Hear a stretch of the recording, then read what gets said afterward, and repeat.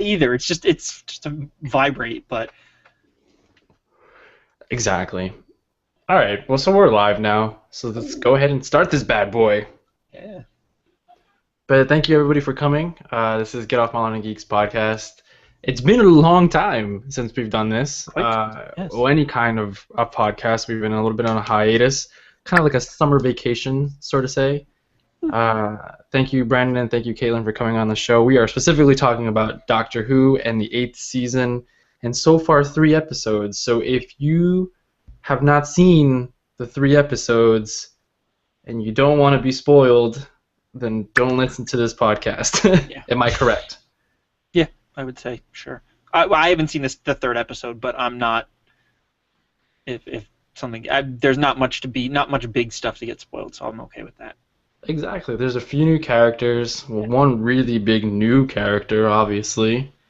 But I just want to go just straight to the point. What do we think of the 12th Doctor? Well, I think it's a little too early to tell, but there's some things I don't like about him, like his attitude towards soldiers right now. Mainly from the second episode you were talking about with the dialects? Yeah. Like, he himself was a soldier, and there are more than, like, 10 characters on the show that have been soldiers, and he's been fine with them. So, like, why this sudden change? And I hope, like, Danny Pink comes in and changes his mind about this. But so everyone was really excited for the first episode, really pumped. Overall feelings about it, I personally think that the first episode was this weird, awkward transition between 11 and 12. It wasn't necessary. I don't think it was necessary. It was. Mara, I think it was, because the writing for her has been so messed up. Yeah. Obviously, the transition is going to be messed up. Yeah. To jump back to Caitlin's point real quick about like him and soldiers, like I agree, it's a little weird, and I think maybe because they did a lot of stuff, like I wonder if that's holdover character-wise from like maybe from the Christmas episode, or even maybe from like the 50th when you went back and saw the stuff and like they interacted with the War Doctor and everything, and now like kind of seeing himself. I don't know if they're like trying to bring that storyline in somehow and make that have him changed. I don't know. Like that was, but I did find that weird as well. Like, and maybe it's just a weird trait that this Doctor brings in, or maybe something. I don't know. You're right. Like though it was weird. Like it was just something that was kind of like, that's kind of odd. Yeah, I feel like it doesn't really go with his character though. Like the 10th Doctor didn't like guns, but he liked soldiers as people. Yeah. Like. So I feel like it's going against that. And the 11th Doctor even worked with soldiers. Oh, yeah. Like, and so did, like, the old Doctors with UNIT. Yeah, it's just, I don't know what kind of direction they're kind of taking it, and... But I was going to say, the first episode, to go back to your point, John, was, it felt... I said it felt kind of disjointed. Like, you know, like we kind of... Whenever we get the past couple of regenerations, like you kind of get like a good, it's almost like you get a good story for them. You get something epic, like you get something like big to bring them in. And I'm not saying that they have to do it for every Doctor like that, but this one was just sort of like weird with the way it started. Like they sort of felt like they wanted to skip the typical, hey, you've seen him regenerate and you've seen him try and like figure out who he is when he like Matt Smith has it, you know, like this great intro when he's like figuring out who he is and like what he looks like and everything, and it felt like they wanted to skip over that this time, and it was just sort of like all of a sudden he's there and there's a dinosaur and it spits out the TARDIS and you're just like, did we miss something? Like, are they gonna flash back to what happened? Like, what's kind of going on like here? And it just felt like really disjointed, and he kind of felt out of whack, but then he was fine, and then it felt very weird. Like, I didn't particularly love the episode. I mean, I thought he was decent. Like, I thought Capaldi was good, but I felt like the episode was sort of just like, there felt like there was no big moment for him. Like, you know, Matt Smith had his moment with the Atraxi, which was like this huge, you know, like, really kind of give you a sense of like, okay, I can kind of see where this Doctor is going to be and like what kind of person he's going to be. And I felt like there was just nothing for Capaldi in this one. Like, he just was sort of there, and then he was kind of out of sorts, and Then he And was a Caitlin, doctor. But I agree with all that, but how did you feel about the ending of the episode? Like, he basically talked that guy into suicide. Yeah, Like, this is a dark doctor. Like, he has his quirks, but I'm expecting some really dark things this season. from the second episode too. He definitely feels like they're trying to move. It feels like they're trying to move away from that fun-loving doctor that you got out of kind of like Tennant and Smith. Like Eccleston had his moments. At some points. What's up? Like, he's being an asshole at some. Yeah.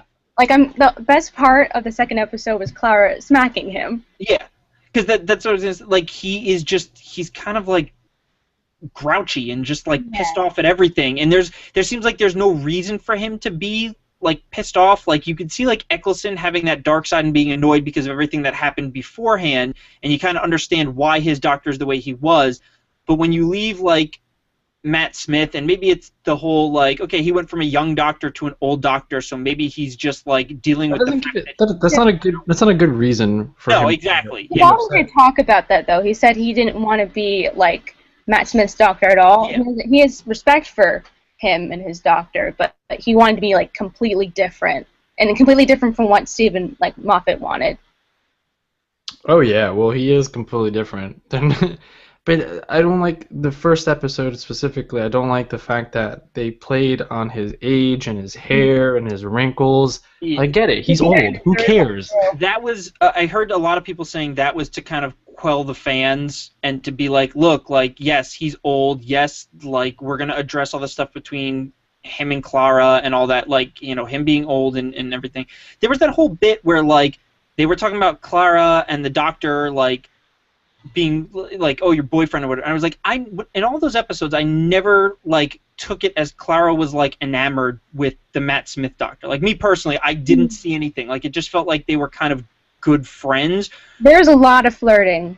There was, but like it was never like Rose. You know, like I never saw. Rose did that on purpose. Yeah. It's the flirting in, but he doesn't make it concrete. That's kind of like for all his writing. Like nothing is concrete. But yeah, it was just, I felt like that was a lot of just like, yes, we know you guys are bitching about the fact that he's old. We know you guys are bitching about the weird, you know, he's old, Clara's young, how's this going to work? But, you know, people seem to forget that, you know, it was kind of that way with other doctors as well. Like, this isn't the first time we've had an old doctor and a young companion like that. So, but yeah, it just... It's the first time that, like, this generation has older type doctor. Like Eccleston was old, but not too old. Right. Like middle-aged. Old. No. But old. I feel that they didn't need to do all that stuff, and I kind of miss. I know he wants to be a completely different doctor, but the first episode of every generation is actually one of my favorites. Yeah. Like, and this one wasn't. Like it wasn't like 11th Hour. Yeah.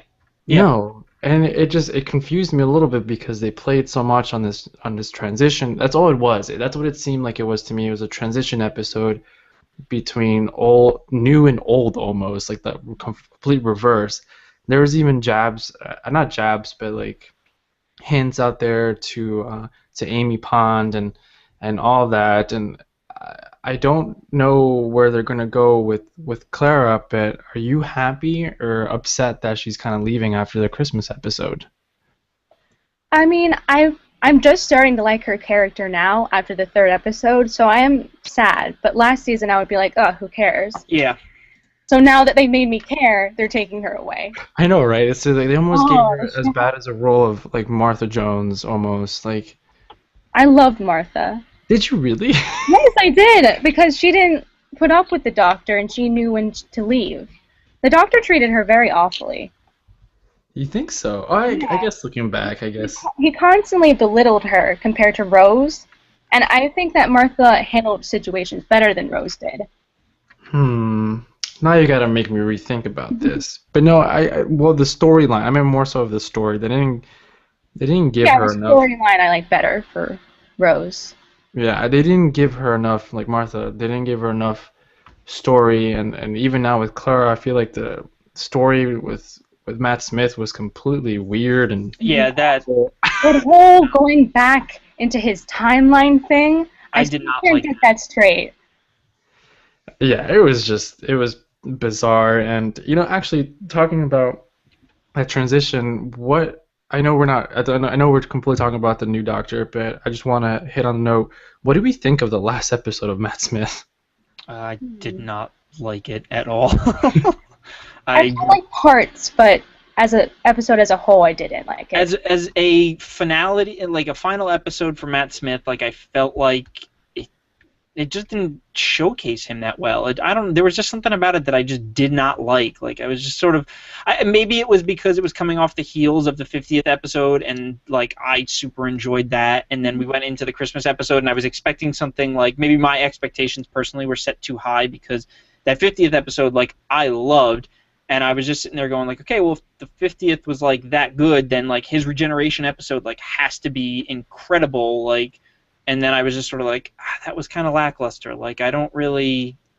It just kind of like I was just sort of like, okay, like it wasn't terrible, but it wasn't like it didn't bring a tear to my eye like David Tennant's did. Like, Caitlin, what did the Who community think of all this? Like, you saw the opener with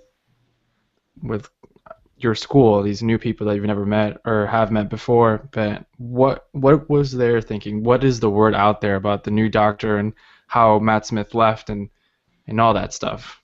Everyone that I've talked to, either the people that were at the viewing at our school, they all seem very excited about it.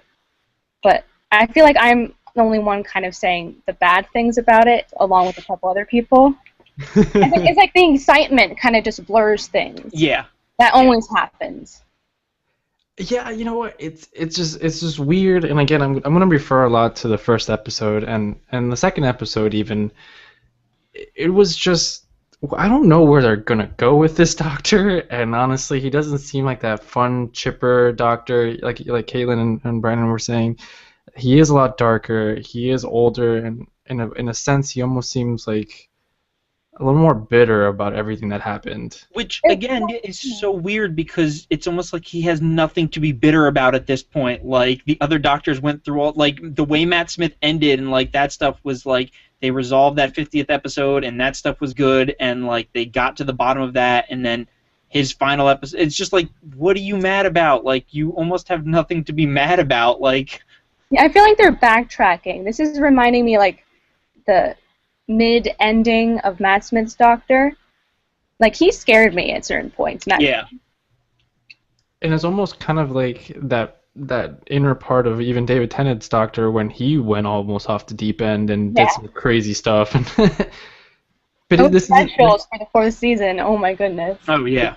This isn't the first time the Doctor has done something like almost a potentially assisted suicide or did something where an astronaut commits suicide. This isn't the first time the Doctor has done something pretty dark without them actually knowing they did that. But this is the first time that he did it on purpose. Yeah. And then this weird heaven thing. What do you guys think that's gonna go?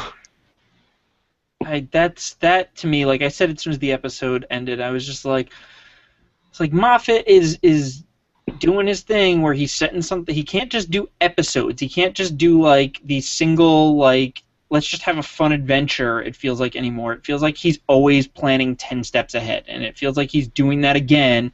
And I liked the whole cracking the universe storyline. Like I enjoyed that one personally. But like this one's just sort of like you're doing it again. Like you're setting something up. I get you're leading towards something, but at the same time, it's just like just make a couple of episodes that don't have that aren't like Iron Man 2, where Iron Man 2 was basically a giant setup for the Avengers. Like that's all that movie ended up being to some people, and it was just sort of like Moffat's at it again. Like he's writing stuff and he keeps pushing this like what's going on with this mysterious woman and heaven and like all this stuff, and I'm just like I don't care. Like I just want to see the Doctor go on adventures. Yeah, that's why the 3rd episode is my current favorite for the season. Okay. It's very solid. Also, it wasn't written by Moffat, so that's part of it. Now, do you think him personally, like him I haven't really looked too much into it honestly, but is there talks of him leaving, I don't think so. or is he's in this for the long run? To He's gonna my, do more bowling events with Chris Hardwick. I mean, I haven't seen anything, but I don't know. Like, And there's another thing of a potential Wholock, like Sherlock, Doctor Who crossover. Did anyone see that short little fan-made video? Actually, no. you I didn't. heard about it, but I didn't see it. Caitlin, did you check that out? No.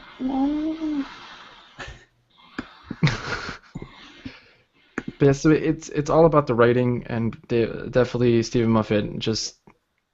I don't really know what this guy's thinking, or maybe that's part of the thing, but he always lets me down. Yeah, Like, I don't know, like what, like his early episodes though were like really good. Like he one of like my favorite episodes, but then it's just like recently, like I don't know, like he just lost all his talent to write good storylines. Oh, we lost Caitlin real quick. yeah, Um, but yeah, like it just feels like he ran out of juice, and he's just sort of floundering, and like it feels like he's trying to pull a Lost, where it's just like let's leave all these mysteries open rather than just like even though he wasn't making it like the crack in the universe thing was a much more interwoven thing. This one is sort of there, but it doesn't really make sense. Like the crack in the universe is something that you can watch and go like, okay, this is interesting because it's something the Doctor can actually figure out because he's seeing it in places. Like he is noticing that there are these cracks all over the world and he's trying to figure out what it is. Whereas this thing with Missy and Heaven is just sort of just like he's not seeing any of it. He has no clue what's going on. Like what and then when it gets revealed, it's just sort of it's going to be like, okay, he has to get himself out of this. Like Moffat seems to have like at least I felt like with the whole name of the Doctor, Trenzalore, like he wrote himself into a corner and like the Impossible Girl and that all that stuff. He like wrote himself into a corner and just threw some crap at the wall and saw what stuck and was just like, okay, we'll go with that ending. And it was just sort of like, oh, so Rose is just this kind of weird thing that's passing through and like they set that up and like you're just like, oh, okay, like everything leading up to the name of the Doctor stuff was just like, this is going to be awesome. Like, maybe we'll actually hear his name, or maybe we'll hear this. And then it was just sort of like, okay, that was kind of dumb.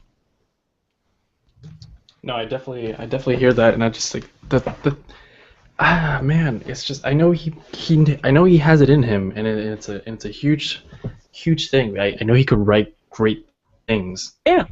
It's just I don't know what's going on over there. I don't know if his team of writers are just not connecting well or don't know where to go because yes, Claire is leaving and maybe that's a thing. Like they don't want to go too much into it because they know she's going to be gone. Like it really doesn't really make a lot of sense to me, and it's kind of a letdown. Like I said, the first episode was really just disappointing, and I don't get me wrong. Like I like Matt Smith, but David Tennant was so far my favorite Doctor. Christopher Eccleston is definitely up there, but I'm like, come on, man, you could have definitely done you could have done that whole transition. Yes, we know you're old. The second or third episode, but not as heavy as it was. It didn't have to be the first episode. And like I said, I think that was more like them addressing the fans' concerns because the fans were like really kind of up in arms about the fact that like we've had all these young Doctors and we're going to have an old Doctor again. And I felt like they were trying to do it in sort of like a funny way where they were just like, okay, we're going to make light of the fact that he is old and we're going to make light of the fact that like he was young and he's not young anymore. And I just what weirded me out about that whole thing was the way Clara was handling it. Like and maybe it's because she, like somebody else brought this up, that she's the first one to kind of be with the Doctor, like when he changes and right afterwards. Like, because when Eccleston goes to Tennant, I don't think Rose sees it happen, but like then he's, when him and Rose connect back up in the Christmas episode, they don't know it's him. They just think he's a guy, and she's like, that's not the Doctor, that's not the Doctor. And then when Tennant goes to Smith, nobody's with him. He's by himself. Exactly. So, like, nobody sees it happen, and then he just crashes in, Amy and everything. And this is the first time where, like, Clara was with him. Clara was like there to see it happen. And maybe I'm wrong. Maybe I can't remember off the top of my head if there was like another regeneration where the companion was with him and like saw it happen. But like her reaction to it was from the newer series. This is the first time that is. Yeah, it was just my reaction, like her reaction to that, like to him being like old and like him changing, like, and maybe like I can't remember if they ever discussed the fact that he like the regeneration stuff. Like I don't remember if he ever talks to her about that, like, or if she even knew what that was when it happened. Like, you know, it just her reaction kind of was just like that's strange. Like she sort of like. She knows it's the Doctor, like she saw it happen, and she like recognizes that it's the Doctor, but she's just like, that's not the Doctor, but it is the Doctor. It was just, I don't know, it was kind of weird. Yeah, it was. And then like half the episode, yeah, it was just like her and Jenny and Strax and everybody, like, just, yeah, it felt disjointed. Like it just something about it felt really just sort of like, there's a weird episode, like you've got a dinosaur from. You know, one who part was caught on fire. Like yeah, and I'm like, okay, this is gonna be cool. There's a dinosaur. Maybe they're gonna figure something out with that. Like maybe we'll see how they got there, and like maybe something happened in his regeneration where he lost control of the TARDIS, and like it does its normal thing. And again, like I said to Steph, I don't know if you watch Parks and Rec. And I guess not really. Okay. I guess spoilers for Parks and Rec for anybody who watches it and is listening. So if you want to cut out now for a little bit, so. They didn't know, I think, at the end of this season that if they were going to be renewed for a following season, or at the end of last season, they didn't know if they were going to be renewed. So the way they ended this episode, so like during this season, the main character, Amy Poehler's Leslie Knope, finds out that she's pregnant with triplets, and she's getting this job offer to go work in Washington D.C. on this big like park campaign with like she's going to like work under Michelle Obama and everything, and it's this big arc in the story. So that all happens. She gets the job. She doesn't move to DC. She essentially like says like, "Hey, I can do all this work right from Pawnee, Indiana, where I live, which is my hometown and everything." So that happens, and then it does this thing where it pans into a picture, and then it pans back out, and it's done a 3-year time jump, and it's 3 years in the future, and it's like this. It's the last like 5 minutes of the episode, and John Hamm pops up in it for like 2 minutes as this bumbling idiot intern, and it's hilarious for like his short 2 minutes. John Hamm is the best for cameos. Like he just came out of nowhere. But essentially, like at some point, you see April and Andy walk in with their triplets, and like her husband, played by Adam Scott, is like wearing like a tuxedo, like a black tie tuxedo, and like you don't see some of the other characters, and it's in this big 3-year time jump, and you're just like. What just happened? What just happened? And then you find out that they get renewed, and that the next season is just going to take place in that 3 years before period. And reading articles with the producer and the head writer, Michael Schur, he was just like, we've seen every sitcom has done that. Main character gets pregnant, main character has the babies, main character deals with life with the kids and everything. He's like, and they did it earlier in that season. One of the main characters, Rashida Jones's character. Was pregnant and had a kid and moved away, and they did this whole story arc with it. And it's just like, we've seen that so many times in so many other episodes. We don't feel the need to rehash that. We're going to time jump forward because this is going to be the last season now. We'll recap some stuff, but it's going to take place in the future, and we're going to see the future of Leslie and the Parks and Rec crew. And I thought that was a really cool thing to do, because most sitcoms won't do that. They won't take that big of a jump and cut out like these important parts in people's lives. And that's almost what I felt like with this episode that they were trying to do. They were trying to say, like I said earlier, look, we've done a regeneration episode. You've seen the Doctor regenerate. You've seen what happens to him when he regenerates. You've seen him be like, this isn't me. Oh, I'm not this. I'm not that. Like, there was no, like, I'm not a ginger joke or anything like that. There was all that stuff was cut out, and I felt like they were just trying to circumvent it and be like, we've done it all before. This is a different Doctor. We're going to go for a little bit of different tone this time around. Like, there we go. Hey, welcome back. Hi again. So I feel like they just were trying to do something different, but the problem is I don't know if it actually worked. So, Caitlin, what we were talking about here is just in the first episode, the huge time jump of where we we didn't see any of this priors happening, like the thing with the dinosaur, what was going on in that regeneration. It kind of just jumped into. Yeah. It almost felt like episode 3. Yeah, I felt like we just jumped into an entirely new plot where we. Yeah. It would have been okay if they set it up a little bit better. Yeah. Do you watch? I was just telling John. Do you watch Parks and Rec, Caitlin? Yes, I do. Okay, so I was explaining how like at the end of the last season they did the time jump to 3 years forward, and that the next season is just going to take place into 3 years forward, and they're not going to do like anything from the past. And I said like that's sort of what it felt like they were trying to do with this one, but they didn't handle it very well.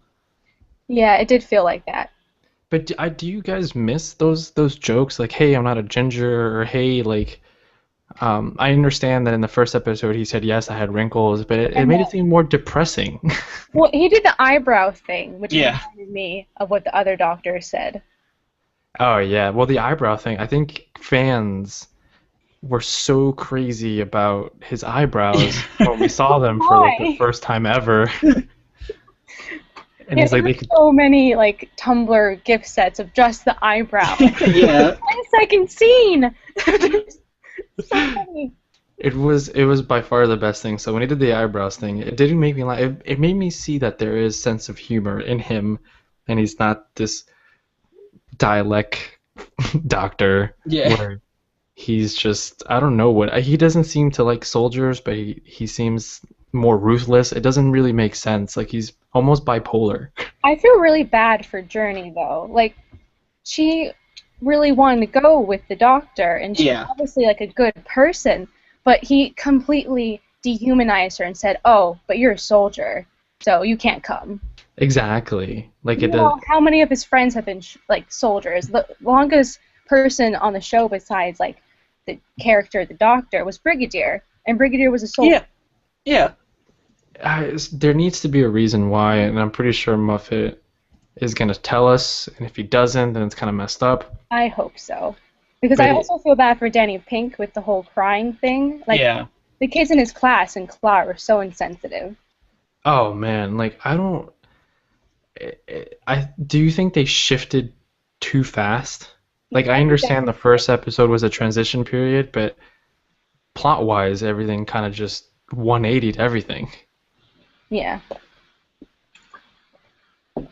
I don't really know how to feel about this season yet. I feel like it has a lot of potential, but like I didn't like the second episode, but then I loved the third. Yeah, the second episode too. Like I thought it was interesting, but at the same time, I was just sort of like, that was another thing. Like you want to talk about the Doctor being ruthless? He basically sacrifices that dude to the antibodies. Like he just gives the guy up, and he was like, he was dead already, and it was just like. And The the other other doctors- do it too. Yeah, like the other doctors would have fought for that. They would have tried to like save him before, like even if they know, and they're just setting this doctor up to be a much more hardened, like grizzled doctor for some reason. And like we were saying, it doesn't seem to make sense. Like maybe it's just like just because he looks older doesn't necessarily mean that like he's seen the same amount of stuff. Like he's still the same doctor. Just because he looks older doesn't mean he has to act like he's, older, I guess. No, exactly. Also, Caitlin- the language is very different. Like, Yeah. remember when good Dalek used to be like an insult? Like a Dalek called that to the Ninth Doctor. He said, "You would make a good Dalek."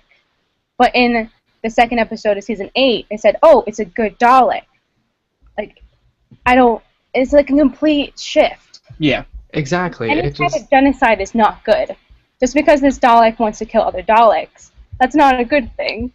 exactly like no form of genocide is good. Like this season has just, I have no idea what's happening. And it's real tough to say because, like we said, there's only been 3 episodes, so it's real tough to call. But like those first 2 episodes, like way heavy on what is like they are the intro to this Doctor into this season. So it's like they kind of have like pretty decent bearing on them when you think about it. Like we've still got a ton of episodes left.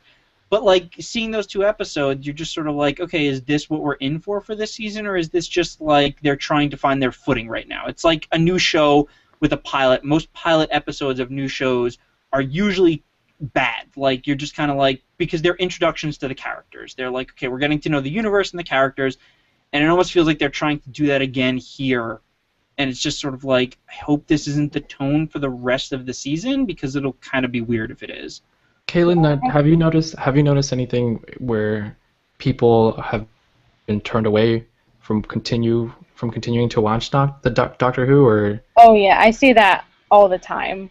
And I always have to remind them that it's a show that is basically a whole bunch of shows packed together, Mhm. and that there's going to be rough patches, and that hopefully it'll get better again. But I, and do, I almost became one of those people, even though I love Doctor Who. yeah, I don't, to be Plot. honest, after the second episode, I was like, really, like I don't want to feel depressed after watching an episode of Doctor Who. Like it's not how I want to feel. So we canceled our cable a while ago, a couple months ago, so we're basically running off a Roku and a Chromecast. Um, so we're watching them through Xfinity, and I'm plugging my computer in through an HDMI cable to my TV and everything. And it's funny because when the episode came out, Steph was actually away for the weekend, so I was like, okay, I won't watch it, I'll wait for you to get home. And it took us like a week to watch it, and we watched it, and I was like, I was excited for it and everything. And we watched that episode, and I was like, okay. And then it took us like even longer to watch. Like we kind of went back and forth on the second episode. Like, do you want to watch it tonight? No, not really. Like we'll watch it another night. And it's strange because when the Matt Smith seasons was going, it was just like Saturday night, 8 o'clock. We were on the couch. We were watching it. We were like hunkered down. We were like, okay, yes, new Doctor Who. Like it was a thing. And I just like after that first episode of the season, we were just sort of like, we'll watch it when we watch it. Like no big deal. And I don't know if that's just a factor of like the show, or we just don't have cable to watch it live anymore, but Yeah, I miss that feeling of being like really excited for Doctor Who. Yeah, you know what?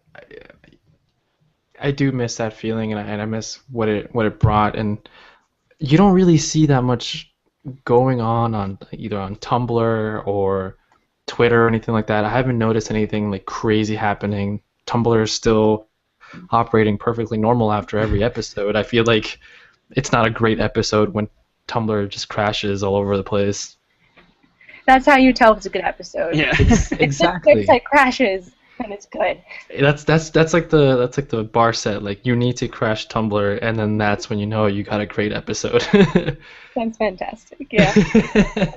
But another thing, Caitlin, maybe you could kind of recap us in the third episode, and honestly, what made it better for you, and does it also give you hope for the future episodes? What I liked about it is that it made me like feel what I felt during old Doctor Who, like before Stephen Moffat was the head writer. Like it was a simple plot, but then there was a twist at the end, and it was just perfectly well done. I don't even know how to perfectly describe it. Do they need to keep doing that from now on, instead of making these long, epic, drawn out, mini episodes that are not so detailed and not great, but have this huge story arc that honestly isn't that great either?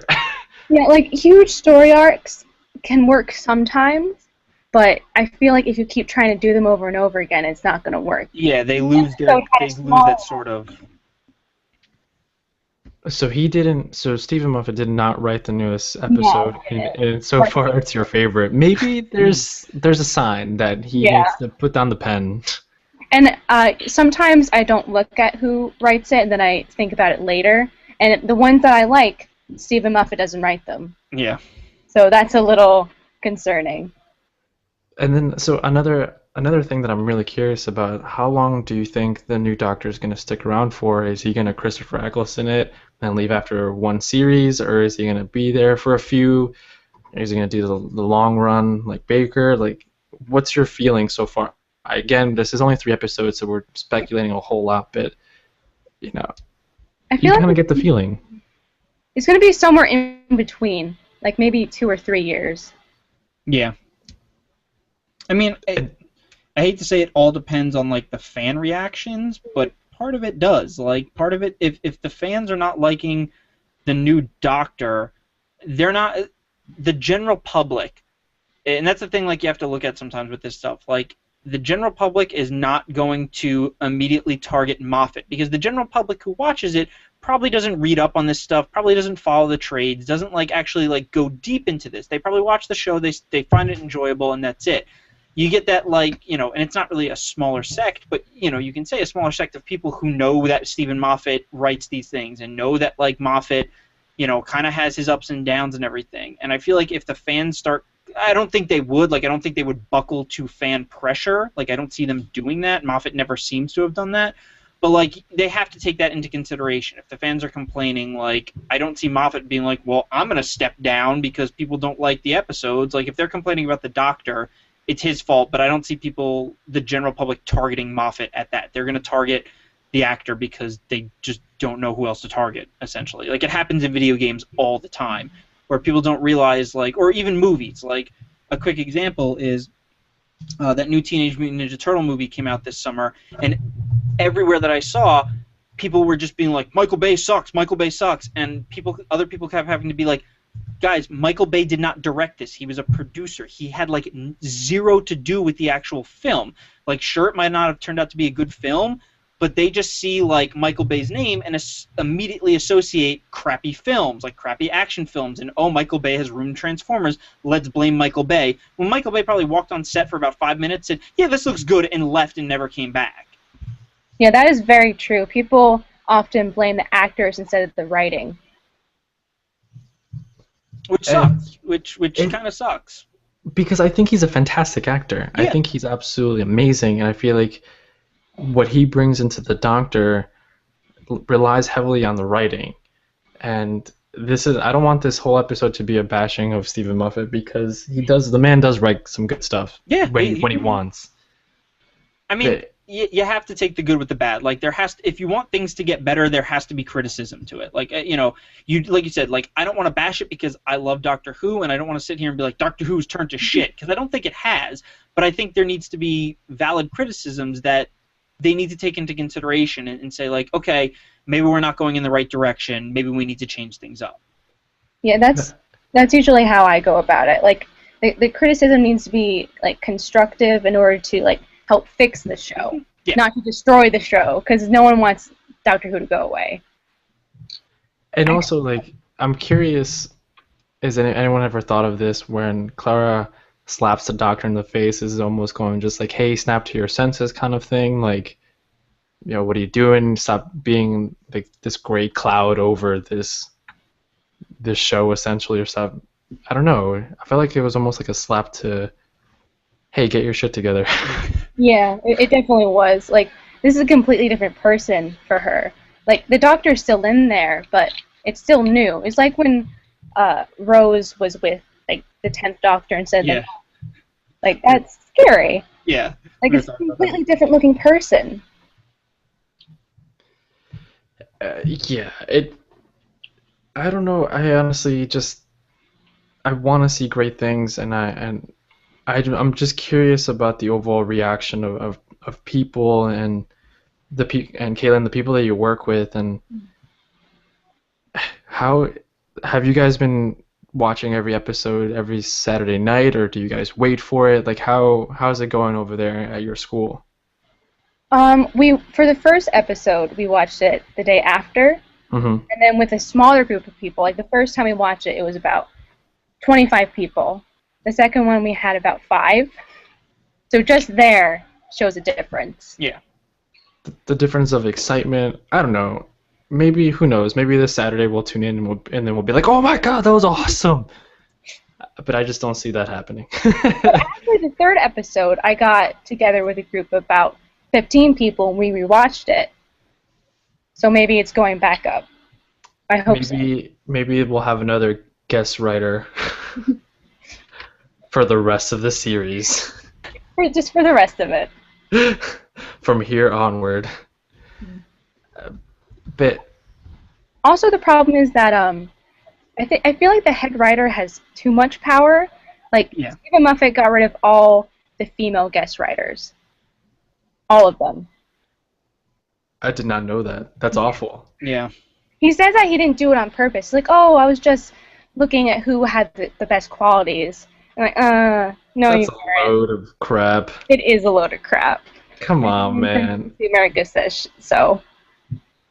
But Do they? So what do you think the new Doctor needs? Do they think they need another, uh, counterpart or something to just balance the Doctor or show it his way? Because I don't feel like Clara is doing a great job of guiding the Doctor to his new form. Almost. Does that make sense? Yeah. I feel like maybe they could work well together, but I feel like it's just gonna fall apart, and that's probably why she's gonna go. Yeah, and it seems like they're sort of setting up the fact that they introduced Danny into the show. Seems like he's going to be, it's not just going to be like a one and done with him. Like, he seems like he's going to be around, and it seems like, when Clara first came in, it was her and the Doctor, and that was it. And it seems like now they're trying to sort of not necessarily separate them, but they are trying to like give Clara someone else that possibly could be her exit to the show. Like if things go good with Danny and her, she might be like, okay, I'm done with this stuff. Like, I found someone. Or if Danny comes on board, like, again, I haven't seen the third episode, so I don't know if he actually like does anything with them like other boyfriend girlfriend companions have in the past. But like if he comes on and he's a soldier, like you were saying earlier, Caitlin, like seeing how him and the Doctor kind of clash and what if the Doctor becomes like a fatherly figure to Clara and is just like, I don't think you should date him, something, something, something, or if he'll get along with him. Like, it'll be interesting to see, but it seems like introducing him is something just to kind of put space between, well, the fact that, like we were saying, the whole Matt Smith and Clara thing, there was a lot of flirting, and now he's an old Doctor with a young girl. Like, they're trying to put space, and they're giving her somebody to bounce off of, or if it's leading, if that will be kind of the catalyst for her kind of taking her leave soon. Yeah, I feel like they rushed the relationship with Clara and Danny too much. Like, they had an awkward conversation, and then all of a sudden she asked him out. Yeah. Like, I mean, I kind of think that goes with her character, but it is too fast. So I hope they slow it down a little. Where are they going with her? Like, and that's my main question is, where are they taking her character? Are they building a character? Is she gonna grow? Is she gonna change? Like, I don't understand what they're doing with her. I feel like she's kind of almost like a filler. And that's why I was saying, like, I think that's why they brought in Danny, because maybe that will kind of... They already finished the whole Impossible Girl storyline, and, like, that's done, so there's nothing for her really to kind of have importance now, so it seems like maybe this relationship will sort of be her kind of becoming a more confident person and finding that she doesn't really need the Doctor, like, now that she has Danny along. Maybe that's a setup for, like, her realizing that, like, hey, this guy is not somebody that I need to be with, or maybe it'll, like we said, like, maybe he'll just be too dark for her, and she'll be like, I can't anymore with you, or something like that. You know what we need? We need Donna Noble to come back. Yeah. We always need Donna Noble. Yeah. I feel like she would work really well with the 12th Doctor. That's what I'm saying. The back and forth and the bantering would be so great. I think it would be fantastic. Yeah, somebody was on one of the forums that I posted, and somebody was like saying, oh, they just started watching it, and they were like talking about how like Donna was, they were like, oh, I was hoping that the woman from the Christmas episode would come back, and like my response in all caps was, Donna is fantastic, and this guy was like, he said something, and he was like, why? And I was like, she complemented the Doctor. There was no love story, there was no, like, she was just a good foil, she was a good balance to him. Like, Donna was a good companion for the Doctor. That's what they need right now. I don't feel like Clara's doing a good job, and I think they need that sort of Donna Noble character to come back. Clara still seems like angry at the Doctor for being old and for changing. Like, she still seems like she's holding this weird grudge against him, even though she talked to Matt Smith Doctor and like he was like, he's a good man, like blah blah blah, like trust him, this and that. Like, it still feels like she's holding this weird grudge against the fact that he changed. Did we need that? Did we need that ending? I'm not sure. I feel like he might have a grudge against her too a little bit, because he made a comment about her not being young anymore. Yeah, so maybe he's noticing there's a shift as well. It was a bit of a rude comment, but it kind of plays back to maybe she's leaving because of this. Like there's just there's just a rift between the two of them, and It's just not working. It's almost kind of like new doctor, new person. She can't handle it, so she's just gonna leave. And honestly, I don't think they should do that for Clara's character. I feel like she's better than that almost. She's not gonna just leave because I don't know. Right now it's kind of sad and yeah, that's why I keep falling back on the Danny thing. Like that's why I keep feeling like he might be a factor in all of this, and something happens with that, or possibly. But again, like I'm just speculating out of my ass. But I'm curious though. You got the ending of Matt Smith. You got his voicemail. You got him making his cameo. Was that more for the fans, or was that more just almost to the end of this weird transition? I feel like this whole episode was for the audience who only saw Matt Smith. I think it was twofold. I think it was to give the fans kind of one last Matt Smith hurrah, but I think it was also for Clara, like for him to come back, and like Clara was so angry that Matt Smith was gone that to hear him in his own words say to her like, it's me, like you don't need to worry, like there is parts of me still in there somewhere, you are safe with him, like you don't need to fret, go with him, guide him, like we're still good. But I do feel like it was also a little bit of a fan service thing. Yeah, I feel like it definitely was a fan service thing, but it was also good for Clara. Yeah. Like, other companions were not as lucky to have that. Mm-hmm. Like, that would have helped other companions a lot. Oh yeah, definitely. Like especially Rose. Oh, yeah. Like, the 10th Doctor, he just was out for a few days. Like, how terrifying is that? Yeah. Yeah, I think that Clara being so angry, it doesn't look good. It just doesn't make sense. And I don't know if Steve Moffat thinks this is what the audience thinks about it. Like they're basically this is what Clara is. The audience is Clara. Yeah. I feel like he's trying to make like a total 180 with Clara because he's messed it up so much. It's like, oh no, she's a strong and sassy character. Look, she has this other man in her life. Like, she could be independent without, like, having another man in her life. I don't think Stephen Moffat realizes that. I think that too, and I feel like that's where Steve Moffat needs these female writers to off-balance what he thinks, because to play a man to write a woman's role is just, I don't know. For me, it really doesn't make sense. You need input from a woman at least. Yeah, plus having, like, another female character on the show would be great. Yeah. Because it's just her, really. That's why I was sad that Journey didn't come along. Yeah. That would have been pretty awesome. 2 female companions, that would have been great. But we don't really know what's going to happen. Do we know anything about the next companion of who it's going to potentially be, or?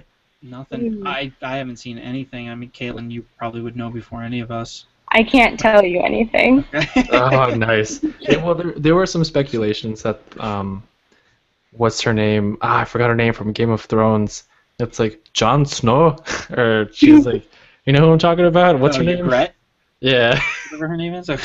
I've read a few things that like she's gonna potentially be the next companion, which I would think if she plays anything like that character, it would probably be the most hysterical thing in the entire planet. Yeah, I mean that goes into like what kind of companion do we think?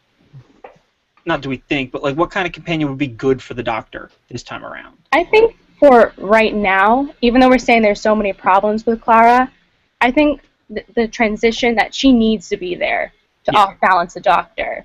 But once the Doctor is back on his feet, the whole relationship is going to fall apart.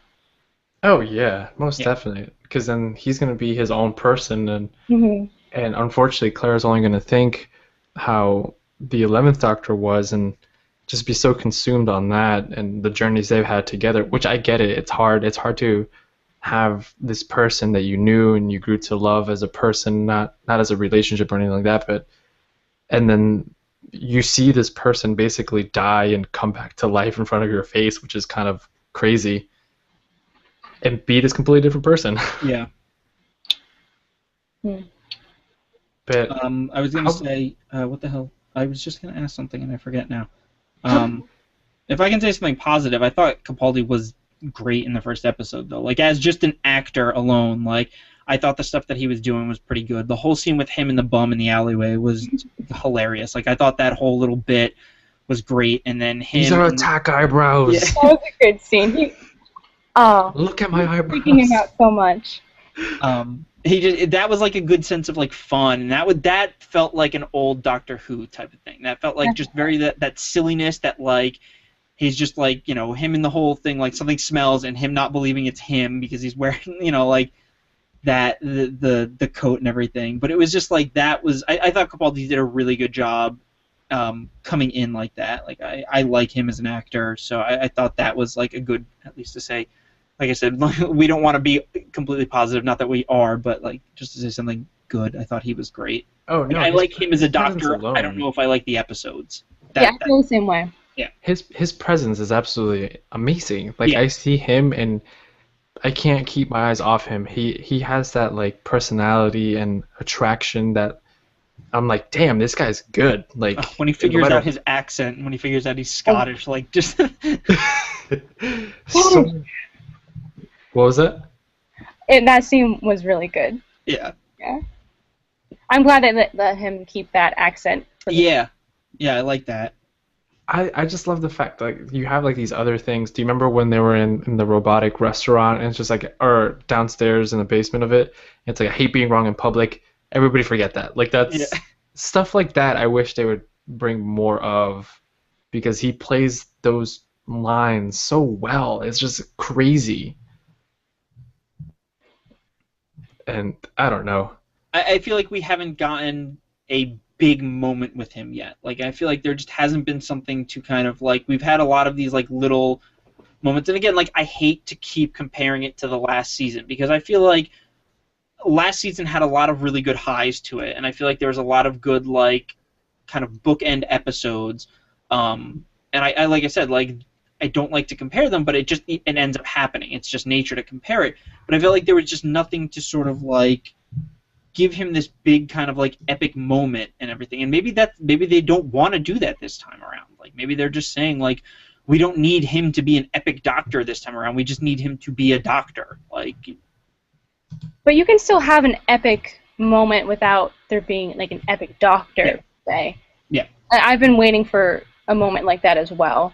Yeah, and like I said, like I don't want to compare it to the 11th hour, but when like Matt Smith's theme kicks on and he calls the Atraxi, like that whole sequence is just like I've gone back and just watched that sequence like 5 or 6 times because it's just one of my favorite scenes in like all of the new Doctor Who episodes. Like that is just something about that with the music swell and just the way it like fits. There's just something about that that's just awesome. And like we need a snowflake. That's what we need. Yeah. Just the first episode didn't really make a whole lot of sense to me. The dinosaur bursts into flames. I remember what I was you get robots or There's androids. a lot happening. There is so much happening, and then you get some of these awesome characters that come back and basically making me feel guilty that it's not Matt Smith. Like that basically is just like that whole ending where it's just what was it? When it's just like where she has the veil and then she doesn't realize that the veil was off. Like all these small things just made me think about these people who are probably judging the new Doctor because it's not Matt Smith. And then the only thing that was going through my mind is just like, stop doing that. I don't care who this is. In my eyes, this is the Doctor. Like I don't care. Like, I've been through enough seasons to understand that like, yes, people change. You get attached to this one person and then they go away, and yeah, you get like this one episode of just like I don't know. You kind of almost. But then you get that, like everyone has been saying, you get that one big episode, and then afterwards you're like, yes, this is him. He's my new favorite. I was gonna ask, what does everyone think is up with Missy and Heaven and that whole thing? Like that weird. Oh, I have no idea. Yeah, like I saw one person threw something out there that he said it was like something having to do with the soul of the TARDIS again or something, and it's some sort of weird purgatory or something like that. But it's just Yeah, I have no idea what that setup is, and like I don't know if you might have been when you were off, but I was saying like with Matt Smith and the crack in the universe, he knew it was there. He was realizing it. He could analyze it. He could try and solve it as a problem. This one seems to be taking place all without the Doctor knowing any of it, and it's just sort of weird because it's like what I liked about the crack in the universe was that Matt Smith was trying to figure it out. Like it was a problem for the Doctor to solve. And this one seems like it's just going to be a weird twist where out of nowhere, like this is going to happen and this character is going to show up finally, and she's referring to him as my boyfriend, and that just reminded like that the one person was saying because of the episode with the TARDIS where the TARDIS was materialized. I think it was the Doctor's wife was the episode, the one that Neil Gaiman wrote. Was it Neil Gaiman or somebody else? Another big writer, well known. Which episode? The Doctor's wife, the one where the TARDIS is like the woman and she's like outside of the TARDIS. Yeah. Oh, that's such a great episode. Which is that's a fantastic episode. But somebody was saying because she referred to the Doctor as her boyfriend or something like that, whatever it was at the end of that episode when she was talking to that half robot guy. So yeah, like I'm interested in seeing what that whole thing is, but at the same time, I kind of don't care. Like I'm kind of like, what's he setting up this time? Yeah, you need the Doctor there in order to really care about it. Yeah. Like I feel like he's just making two plots at the same time. Yep. Maybe we don't know. Maybe he'll end up there somehow, and yeah, maybe something will happen like that. It's a good point. But it doesn't make sense though. Like, why bring all these things that we don't know about yet, and kind of blurring the line between episodes and not staying focused on the episode at hand. It's just hindering everything. But the things. Enough about the negatives of mine. But I keep thinking that's all I keep bringing up. I know. I get some of the good things that I really did enjoy about the new Doctor is his accent, his demeanor.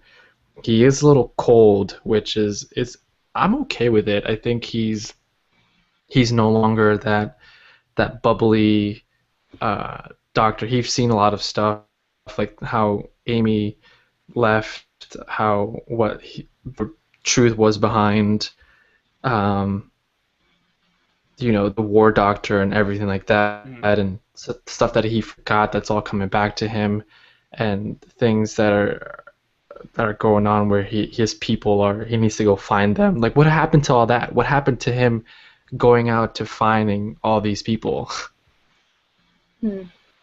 Yeah. It's just we're missing a lot of stuff here, and I feel like we're not gonna get it. But I love it. I love so far, and I'm not going to stop watching it no matter how weird and crazy it gets. So yeah, there's nothing that will make me like unless they do something real dumb. I have no intentions of not I'm still going to watch it. I'm still gonna I'm still a fan of it and everything. I was hoping we would have seen him get a new sonic screwdriver because I always like seeing the new screwdrivers. Yeah, right. What happened with that? It's like when a Jedi gets their lightsaber. It's kind of cool to see the different lightsaber designs. It's like, I kind of wanted to see his new what's it called? Because they did a TARDIS redesign with Matt Smith still, and brought it up, but you didn't see the actual he still has Matt Smith's sonic screwdriver. Caitlin, do you feel like he should have his own? I feel like he should. I feel like when we get that epic moment of the Doctor, maybe then he'll get a new Sonic. Yeah, that makes sense. You know what? That's actually a good idea. My favorite words when he walks in is these circles. These circles don't make I need to bring these back. It's like, oh man. It's like he's trying to connect with his old selves and. Yeah, they're making a lot of classic Who references. Yeah, they made the joke about the scarf. Mm-hmm. Yeah, it's just maybe he seems like a very tired Doctor. He seems like it was almost like that thing where he was almost dead and gone completely, and then he got all those regenerations back, and he's just sort of tired of living almost. there was that scene, like, I think when Clara walks into, when she comes up in the second episode, and he's just hunched over the console of the TARDIS, and, like, he just looks exhausted, and it's just, like, you get that feeling sometimes that he's just, like, he's soldiering on and doing this, but he almost doesn't want to. Oh, I hope that's not the whole entire Yeah, like, I hope they're series. not That going would just that be way. awful. But it's just kind of, like, that. When he asked, like, am I a good man? yeah. And Clara's like, I don't know. It's like, I don't know who you are. I don't know. But I guess he is trying, like Yeah. you said, and that's what matters. Yeah. Exactly. And again, he's playing an awesome doctor. And the way what he's bringing into so far, I could only imagine how somebody else would have done it. So, Yeah. with what he had in hand, I think he's doing the possible best. Like, he's incredible. I mean, in the general consensus online that I've seen, at least in, like, the communities that I hang out, people love him as the Doctor. They feel the same way as us. They love him as the Doctor. The episodes they think have kind of been subpar. But, like, as for Capaldi goes, like, most people that I've talked to is just like, no, he's awesome. Like, he is doing a really good job with this. I wish we had a better showcase for him, is what a lot of, like, the consensus I've seen is. Yeah, I've been seeing the same thing, like going through forums and Tumblr and Twitter. Yeah. It's just the same comment over and over again. And it's a very true comment. Yeah. Oh yeah, it's I don't know. As much as it pisses me off, I can't stop watching. You're already, like, invested in it, so Exactly. you can't leave. I need to see where this goes, because there were moments with Matt Smith, there were moments with David Tennant, but that's after we already knew them. That I was just like, okay, where are we going with this? Like, but that's when we already, like, fell in love with them, and I feel like maybe they just need to get the kinks out now, and then the rest of the episodes are going to be good. Yeah. Yeah, I hope that's what's going on. We'll just say that's what's going on. Or like, maybe after. You see, whoa, they're just getting the kinks out. 10 years later, oh, nope, still getting the kinks out. Still there. Oh, jeez. But I feel like the new companion's going to bring in something new, and if it is who they say it is, I'm just gonna be absolutely in love, because she is quite beautiful.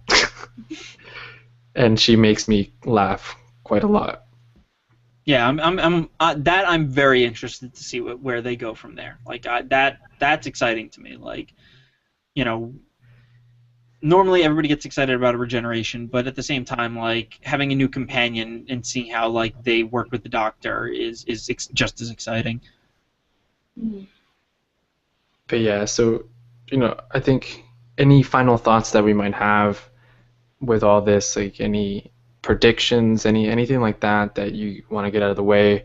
We're gonna slowly start wrapping this up, but I'll start it off. But I really think the first 3 episodes, I don't know how I feel about it. I'm kind of confused, kind of torn, but at the same time, it makes me realize how much I enjoy and love Doctor Who, because I just keep coming back to it. And I'm curious where they're going to go with it. I'm curious how the Doctor is going to evolve with his new regeneration. How Claire is going to leave and evolve in the time that she has left. So I'm optimistic. I'm going to say that I'm optimistic, and I really hope that, and I know that it's going to be a lot better than what it's been. I feel similar. Like, despite all the criticism that I've been doing, I still feel like the show is moving forward, and that it's going to be better than previous seasons. Like, I didn't like the second episode, and I kind of liked the first, and I really love the third. So even though it's all over the place, I'm just hoping that it'll get back together. Oh yeah, overall it's going to be a good time. Yeah. We have a great actor. We have okay writing. When we have guest writers, it's phenomenal, apparently. But Brandon, what do you think? What do you think the outcome is going to be? What do you think that? I'm echoing. Like, I feel the same way. Like, I'm hopeful for the rest of the season. Like, I'm not going to count it out yet. It's way too early to call. Like, I still feel like there is still good left to be written and to be done. So, like, I'm going to keep watching. Going to keep loving the show and everything. Like I said, I don't think there's anything. They'd have to do something real drastic to make me kind of like stop watching at this point. Like, other shows I've dropped off that have just sort of I've gotten bored with, but nothing. There's still elements of fun, and there's still elements of things that bring me back. So like, I'm still very hopeful for the future, and I think they're just working out their kinks. Like, I think it's a new Doctor, it's a new, everything, and it's just they're getting set up for the future. For the future. And I was actually going to say, like, it's kind of weird because every Doctor Who regeneration almost kind of brings you either in a moment in your life that you had or you're going through, because right now it's like you're changing and new changes, people that were once there for you are not becoming. They're like kind of almost detaching from you, and you're moving on and growing older. And I feel like I'm kind of learning a little bit from it. I'm not trying to say I'm becoming more bitter, but I'm growing. Look at my eyebrows. But is happening to me. What was that? Like, there's always like a parallel in Doctor Who and with my own life. Like, there's a new Doctor, and I'm in a new stage of my life, like going to college. Exactly. And the weird part about it is I have a new Doctor who's experienced all these things, who found out all these things about himself that he once forgot, and I don't know if he's resentful of that. We don't know how he feels about that, but you're right, Caitlin, you're in a new school, new friend, new environment, like all these new things are thrown at you, and the friends that you had in the past, yes, they'll still be there, but they're not going to be how they once were. Kind of like Clara, like she's kind of almost an echo of a companion at this point because of the new Doctor. Or am I just completely out of line there? No, that makes perfect sense. I feel like that's a huge theme in Doctor Who, like the aspect of change and how it affects characters in the show. Exactly, and so it's a lot of fun, and even with my own personal life, like I've done things that I look back and reflect now, and I'm in a new place, new job, and like new things constantly, new people, and unfortunately, like some of the friends that I did have, I'm not as close with anymore, and I'm meeting new friends that are similar. I don't know. It's just the whole aspect of change it's really cool, and that's why I'm understanding the Doctor, and I'm understanding Clara. As crazy as that sounds. I can just relate to him for feeling old because. I'm just getting older now. I'm in my 30s. I mean, like, things are changing for me too. Like, I'm finishing up online schooling for web design and everything, and like I'm trying to get a job in web design and kind of like a complete different career path shift. But other than that, it's just like I'm growing. Like, I have a house that I have to be worried about, and I have like bills to pay and like adult stuff. So like I said, like I can relate to the. I'm older now, and I have a little bit more bitterness in me. More cynicism, kind of towards the world. Spent 3 hours outside raking the grass up because the lawnmower bagger wasn't picking up the grass this weekend. So, stuff like that. Like, I walk inside, and I'm like covered in grass, and I'm all dirty and just I'm just sunburnt. And it was like 3 hours from when I went outside and stuff. It was just like, you all right? And I was like, I need to get in the shower like now. Where's my beer? Yeah. But no, Is the Doctor currently like raking leaves? Is this his aspect here? Yeah. he's all sunburned. He's the same person, but like he has different versions of himself. For him, it's very literal. Like this is a different version of his outer being, and maybe for us, we can do it like mentally. Yeah. But thank you both for coming on the show. Thank you for having me again. Yeah. Caitlin, you're always wonderful to come on the show. If you one more lap around, I know Caitlin, you're involved in a lot of stuff. Please throw it all out there. What are you up to? Twitter, everything like that. What are you doing? Well, currently I'm doing a lot of blogging, and I'm doing a lot of stuff on Twitter. I guess I'll just say what my Twitter name is again. At Caitlin the Awesome, like Caitlin T Awesome. And I've been doing a lot of writing for BBC America, which will be upline soon. Awesome. Oh, nice. Yeah, definitely note. Give me the URL. I'll be reading it. I'll blast it everywhere. I'm like I don't want to say this hiatus kind of just fueled me more, and I want to keep doing these podcasts. I want to keep nerding out of different things, and I'm really excited to just go back and to do this because I almost felt a little empty without it. I'm not gonna lie. It's the fall. Everything's coming back now. I mean, like the fall into the winter seems to be like a good time for quote unquote nerd culture. And I mean, just like everything. You've got TV shows starting back up. You've got games starting back up. You're gonna get some movies coming out and everything. So like now it's just a good time. So Caitlin, you got the TARDIS Wiki, correct? Are you still running the show there? Yeah. So after a new Doctor Who episode airs, it's very crazy over there. We want to get it up as soon as possible. Yeah. Like usually we want it up like the next day or the day after. So like we have all these papers and we're just writing everything down, connecting it to other pages. I guess I never asked you, do you enjoy the initial episode or do you have to go back and rewatch it to actually enjoy it? I watch it a few times, and each time I watch it for a different purpose. The first time I try watching it for fun and just to reflect my own feelings towards it, and then the second time it's for like very technical reasons. Okay. And that's usually how it goes for every episode. Cool. Right on. So you're gonna be writing things for BBC America, you said? That's really exciting. Yeah. Please follow her at Caitlin T Awesome on the Twitters. Caitlin, you're awesome and definitely a Whovian at heart, and you're very knowledgeable, and I'm so happy that for some strange reason you keep coming on the show. Very cool. Very cool that you come and do this. It's a pleasure coming on. And Brandon, I haven't seen you in forever. I haven't talked. And what have you been up to? What Twitter handles, everything, Twitch? I am Nerds Beware everywhere. That is my Twitch. That is my Xbox. That is my Twitter. That's basically the handle I use kind of across the internet. If you look it up, you'll probably see the same Xbox icon. That is my icon here.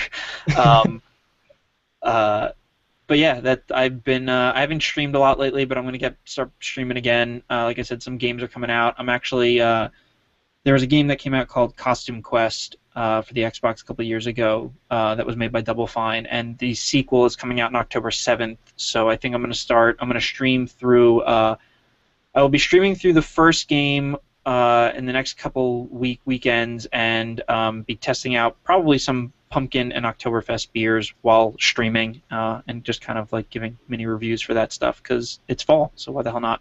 Heck yeah, so we're definitely gonna get back together, and we're gonna definitely get the band back together and Hell yeah. do some more podcasts. This is Get Off Millennium Geeks podcast. You could definitely find us on Facebook, Twitter, the website. You go to genobiproductions.com, search for Get Off Millennium Geeks podcast. My personal Twitter handle, it is Genobi87. I use that basically for everything out there, video games, whatever it may so be. But again, thank you so much, you guys, and this is a lot of fun. Doctor Who, Season 8, 3 episodes in. We don't know yet, but it's going to be awesome regardless. Yeah, definitely. Thank you very much for listening, and you guys have a great night.